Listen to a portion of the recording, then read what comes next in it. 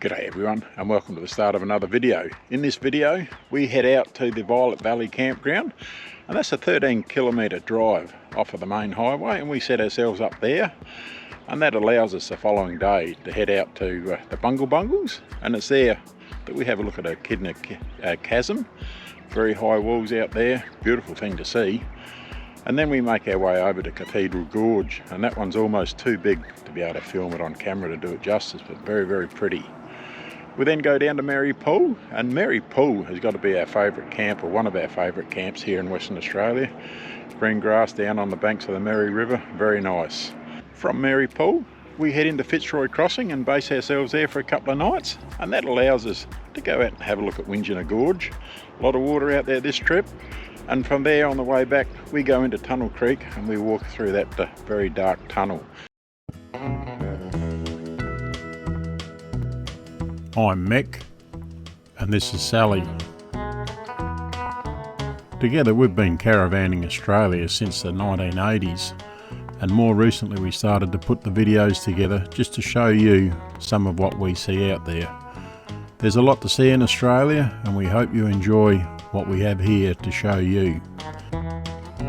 Joining us on the big lap with their own van are our good friends Michael and Janice.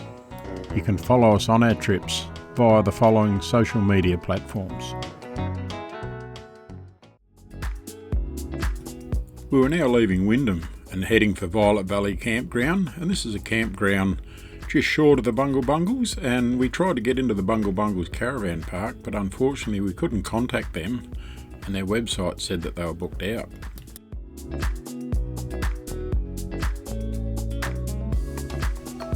As we leave the main highway, it's expected to be 13 kilometres that will take us into the Violet Valley Campground.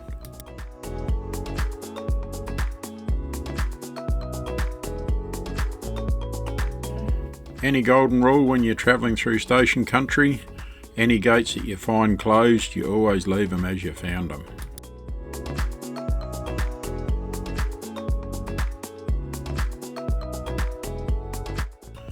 I did contact the property owners before we made the booking to come out here and just asked what the road conditions were like, and they said they were pretty good. Wasn't that long ago the graders had been over the road, but a lot of buried hard rock within the ground here, so it was slow going out, not too much corrugation. That was pretty good in that regard, but because of the rock that was buried in the road, you had to be very careful with that. 2 water crossings going out, about knee deep, she said, with the deepest one, which is where we are now, and then one shallower one as we get closer in.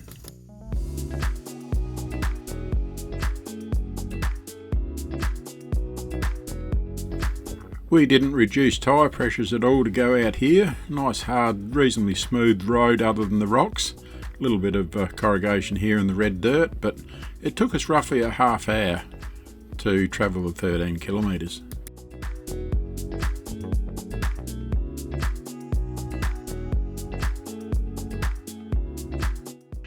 G'day everyone, and we've arrived this afternoon at the Violet Valley Campground, and we're here for 2 nights. And the reason being, here today, camp tonight, and very early tomorrow morning we're going to go out to the Bungle Bungles and enjoy some time out there. So back tomorrow afternoon sometime, and then we'll go on the following day.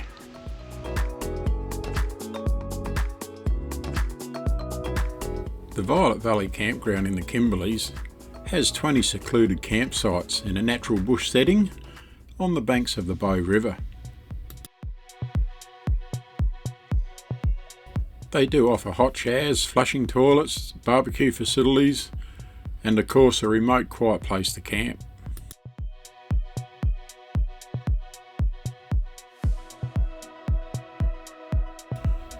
This place has a great little camp kitchen here, and everything that you would need as a camper is available here inside the camp kitchen.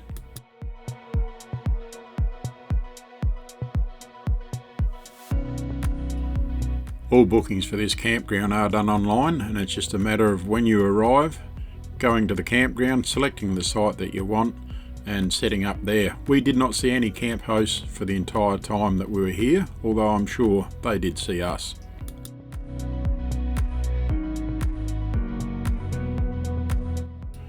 Violet Valley Campground is just 36 kilometres from the entrance to the World Heritage Bungle Bungle National Park, and it was bright and early the next morning that we started to make our way towards the Bungle Bungles.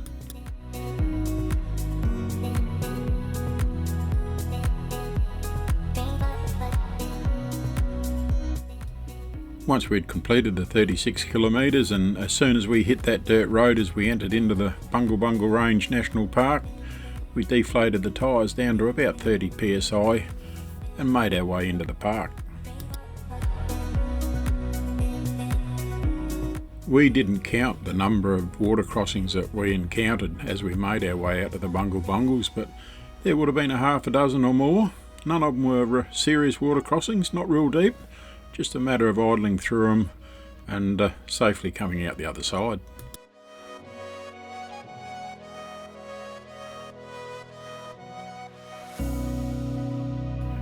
It was 7:30 AM in the morning when we started on the road that took us out to the Bungle Bungles, and we arrived out at the information centre just after 9 o'clock in the morning, so we considered the road to be not too bad in all honesty. But in saying that, by the time we'd driven around the Bungle Bungles from the top end down to the bottom and viewed everything that we wanted to view, and then drove the road to exit the Bungle Bungle Range area, we'd had enough and we were quite glad to get back onto the bitumen. But as I say, it wasn't too bad going out, but doing it all day, you do start to think you've had enough.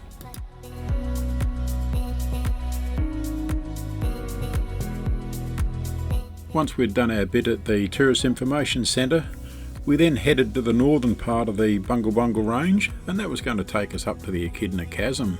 And as we walk in here, you can see the high walls that we're coming up to.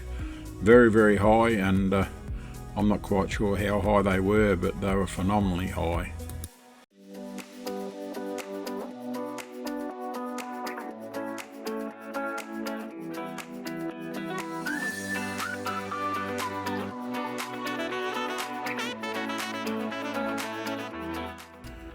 You need to be sure-footed as you walk in with a lot of loose river rock, and once you get there and you start to look at one side of the wall that's got the light on it, that's that beautiful orange colour, whilst the wall on the opposite side is still that dark brown.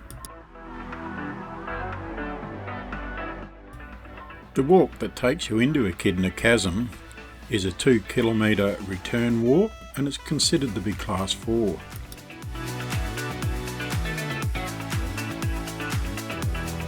As we're slowly approaching the chasm walls, and such high walls to look at, and the colours, it really threw the wow factor at you. It was a pleasure to walk in amongst the palms, the riverbed here, as we slowly made our way into the chasm.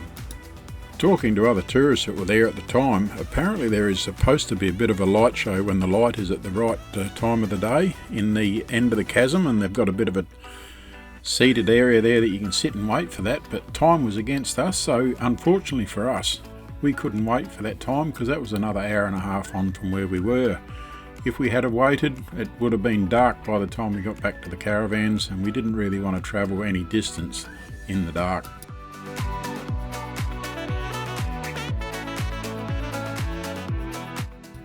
From Echidna Chasm, we travelled to the southern end of the Bungle Bungle Range, and it was there that we were going to walk into Cathedral Gorge. The road that we travelled on from Echidna Chasm down to the car park for Cathedral Gorge would have to be the roughest road that we're on during the entire day.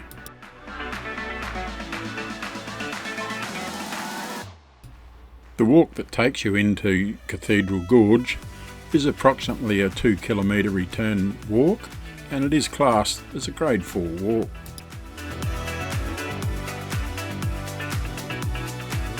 The closer we got to Cathedral Gorge, the brighter the colours on the gorge walls started to light up.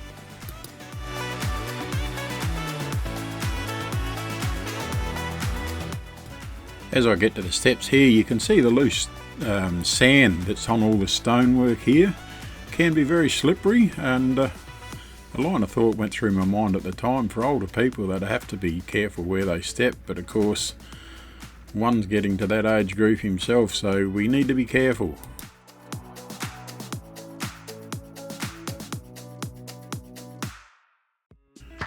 As we reach Cathedral Gorge here, it's got one of the biggest wow factors that we've ever had. The colours are incredible and the area size is just too big to try and capture with a camera, but hopefully we've done it justice, and it's a very, very scenic place to have a look at.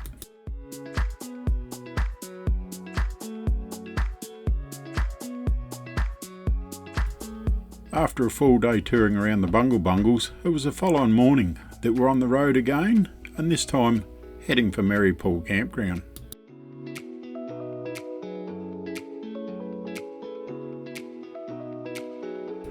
It was a quick fuel stop at Halls Creek, and then we continued on until we reached the Marypool campground.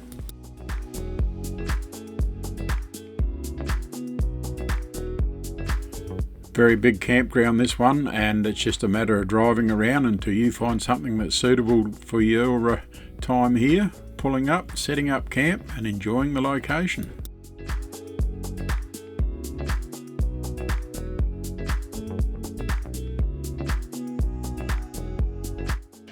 G'day everyone, and we've arrived at the Marypool rest area just before lunch today. It's only a 24-hour stopover, so one night here and then we move on again in the morning. The Marypool campground has got to be one of our favourite camping locations in Western Australia. It was 21 years ago when we stayed here last, and that was the first time, of course, but look at all the green on the banks of the Mary River. You just could not ask for something better at a free camp location.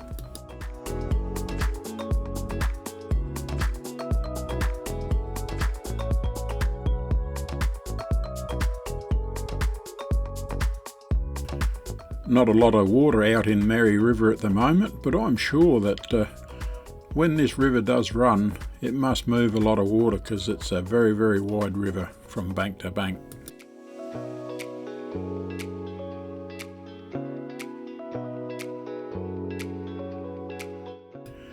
It's a little incredible the amount of room that this campground actually offers, and because of that, there's no reason at all, unless you're travelling with someone that you want to be close to, that anyone should be parked on top of each other.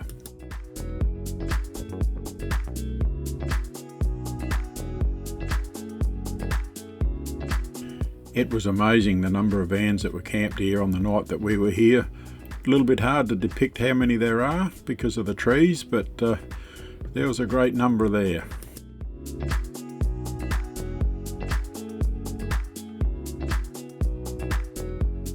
As was the case 21 years ago when we were here, the cattle like to come down and share their time with the vanners.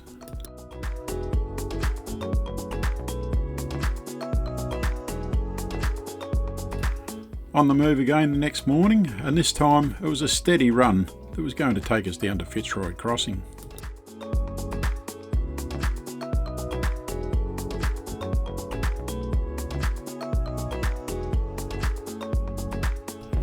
During our travels today, the scenery was forever changing, but it wasn't very long, and we were down here doing a right-hand turn that was going to take us into the Fitzroy River Lodge.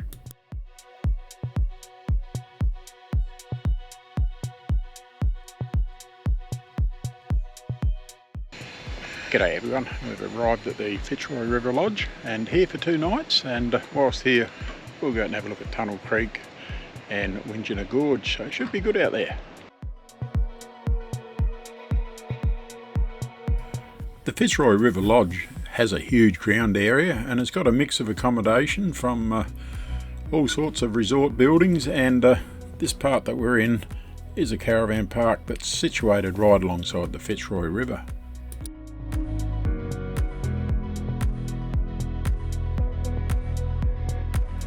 Once we're all set up in the caravan park, it was a good opportunity to take time, wash the car, wash the caravan and get things clean and looking as they should be.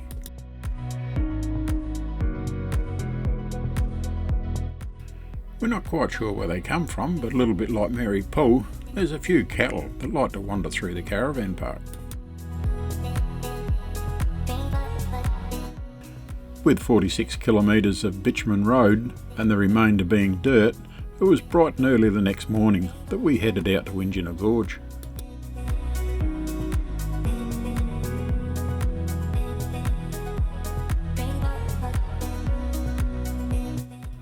Once we'd reached the dirt road, it was another 104 kilometres on top of the 46 that was going to take us out to Windjana Gorge.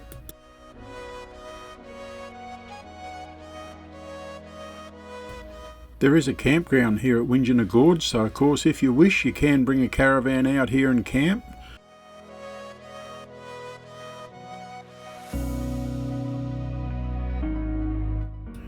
It is a very short walk from the car park into Windjana Gorge, and to gain access to the gorge you walk through this narrow opening here in the rock and then you're out on the other side into the gorge.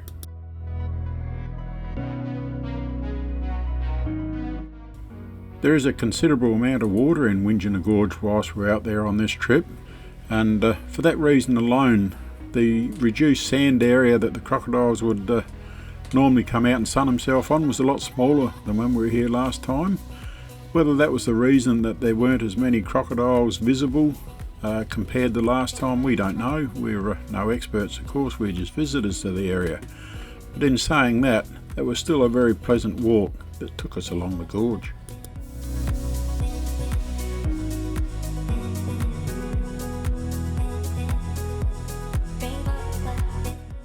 Not all the walking was flat going, but it was easy walking all the same, and you didn't walk very far before you stopped and looked out into the gorge onto the water level and admired the views that were in front of you.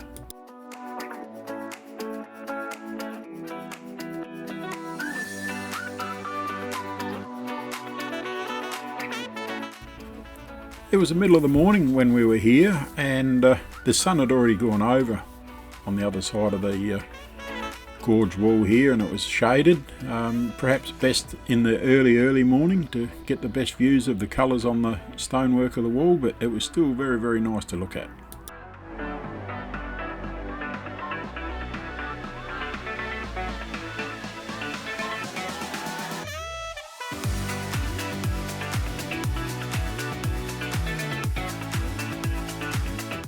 Some people would walk down to this sandy beach area here, and that was as far as they were going, but we elected to go on further. There are some paths that will take you further, not always the easiest of walks, and it does take you through the bushes a little bit, but it brings you out to another great looking area further up into the gorge.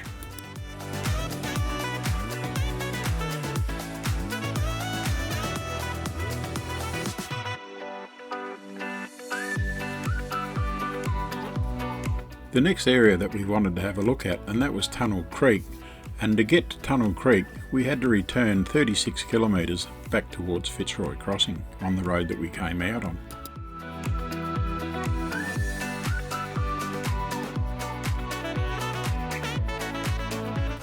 To gain access into the tunnel you have to do some serious rock hopping, and by that I mean these rocks that you've got to climb over are huge. The best sort of footwear to wear when you're going into this tunnel is footwear that doesn't become slippery when it's wet and you're walking onto very smooth rocky surfaces.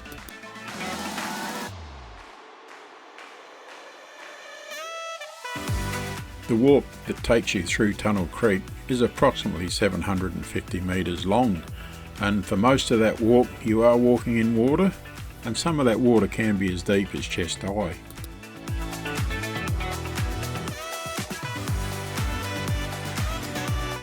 The section of water that you've got to walk through that comes up to about chest height is not very wide, and these people here, they're nearly across to the other side now. We're standing on the side that we're walking into, and here we go now starting to cross. The water is very cold, but once you get going it's the least of your worries.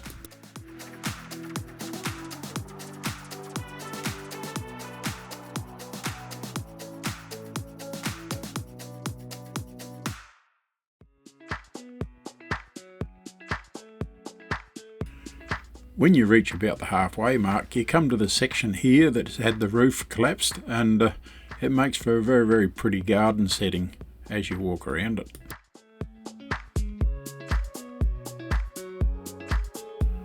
The water wasn't very deep here, but the clarity wasn't real clear either, so you had to feel your way through to make sure you didn't trip and stumble over any big rocks that were hidden below the water's surface.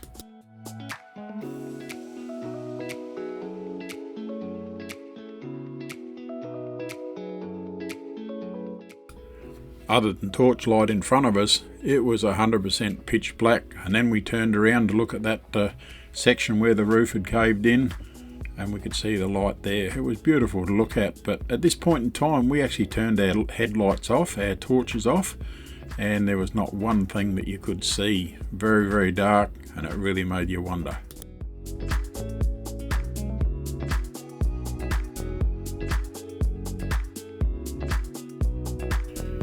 With the light now visible at the end of the tunnel, we knew at this point in time that we'd reached the end, and it was there that we're going to turn around and start to walk back in.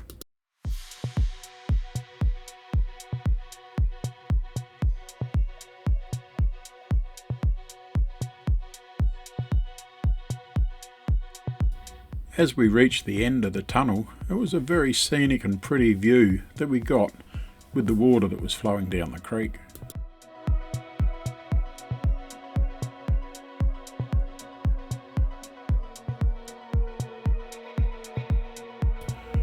There are freshwater crocodiles in this tunnel, and they tell us that they're as scared of us as we are scared of them. And we did see a number of them as we walked through.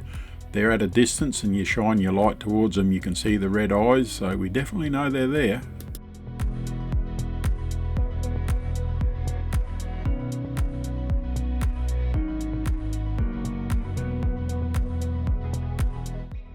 Well, we'll wind this video up here, and from here we start heading our way down towards Derby and Broome. So until that next video goes up, you take care and look after yourself.